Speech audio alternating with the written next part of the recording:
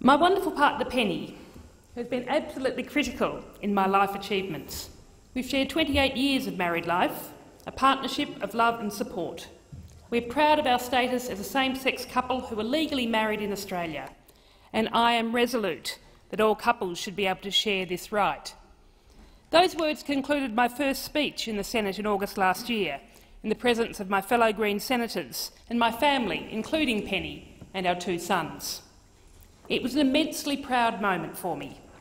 But it was also a moment when once again the cruel reality of the lack of marriage equality for lesbian, gay, bisexual, transgender and intersex Australians was highlighted.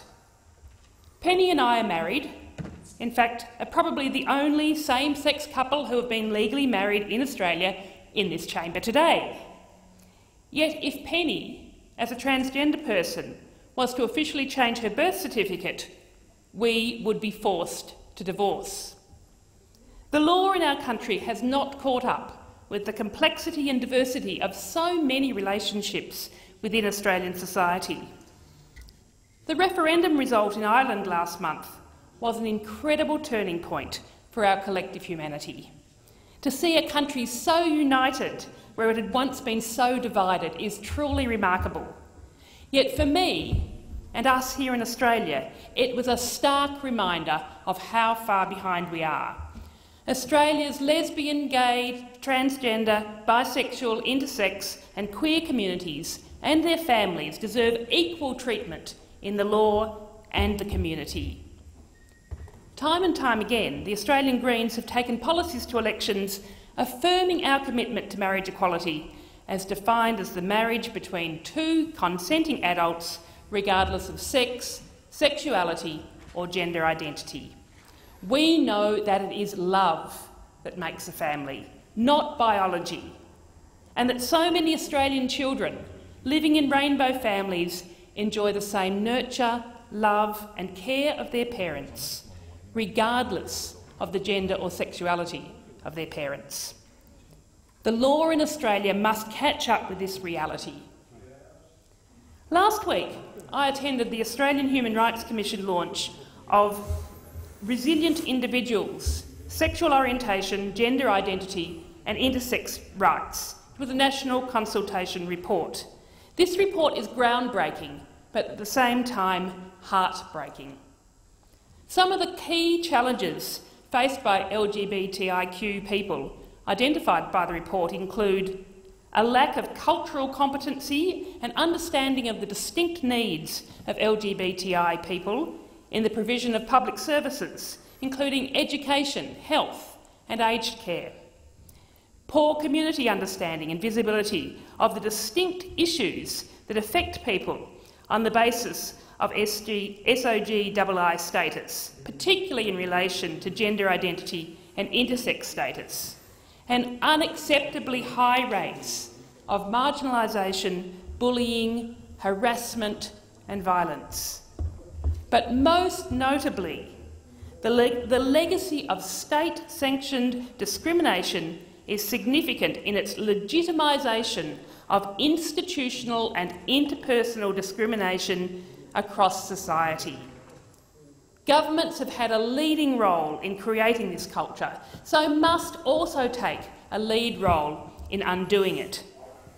The theme of the role that government can play is further emphasised in the first recommendation made by the report, which was to ensure all Australians are treated equally and fairly by the law and government. The following law reform should occur promptly at a Commonwealth level. Amendment of the Marriage Act to equally recognise the partnership of 2 adult persons, regardless of the gender of the partners. I can add to these recommendations by the Australian Human Rights Commission report of legal change the stories of so many passionate and inspiring people that have been sent to me. Stories of children wanting their mums to marry, of dads wanting their daughters to marry, of older gay men who began their relationship when it was still illegal to be homosexual and who are now desperately seeking this final removal of discrimination, to trans parents seeking legal certainty for their young children, and the straight friends of LGBTI Australians who are putting off their own weddings in an act of solidarity. People have written to me this week with a simple message. They want marriage equality. One person writes, "I want my 4-year-old boy to grow up in an Australia that is fair, lawful, united, prosperous and caring. I also want him to grow up in a country where he is free to marry the person he loves, be that a woman or a man." Another told me, "Equality is a right all those who live in a democracy should be entitled to. Loving is more important than silly, antiquated laws whose basis is at best vague." I want to share a few personal stories that people have sent me from my home state of Victoria. Harry is a 17-year-old gay man who painted a picture of the rich diversity of our Australian society today.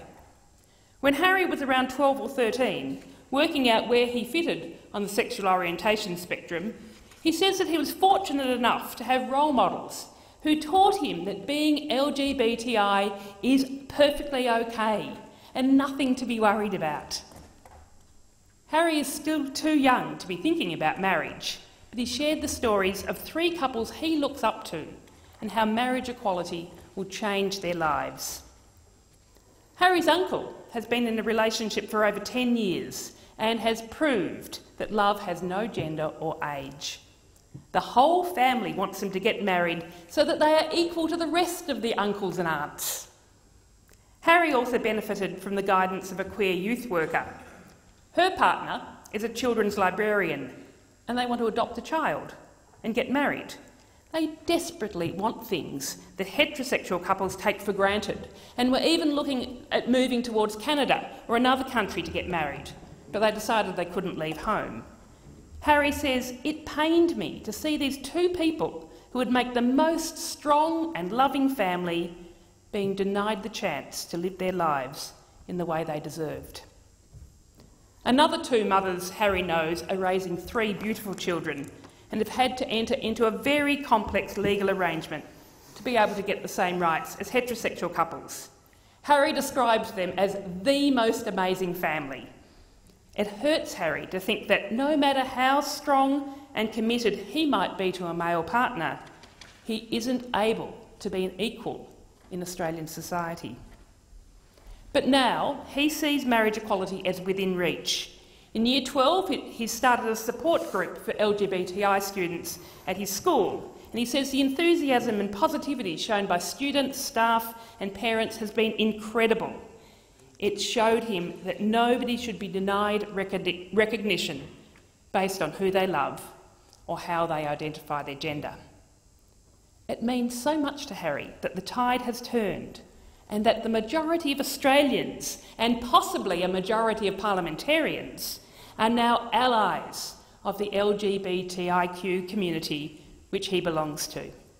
He concluded his letter to me, "We can't change the minds of those who don't support marriage equality, but we can give every Australian the rights they deserve."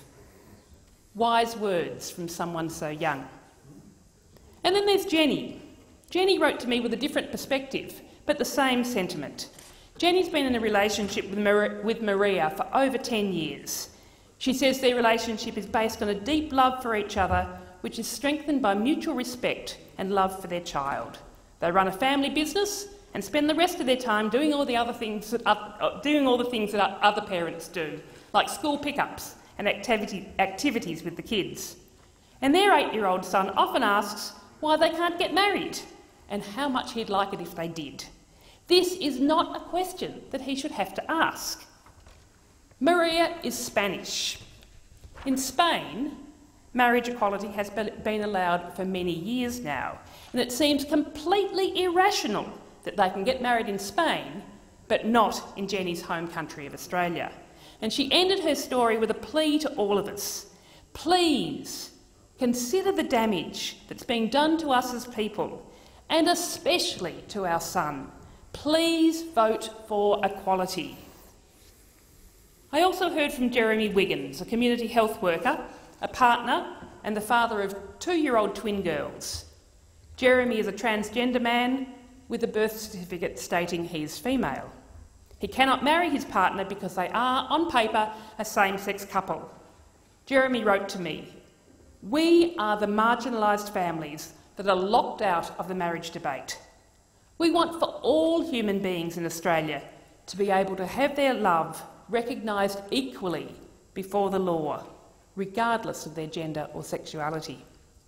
I request that you consider that marriage equality is about family values and is about a modern interpretation of what a family or relationship is, and that no matter your gender or sexuality, this law should be afforded to all people equally."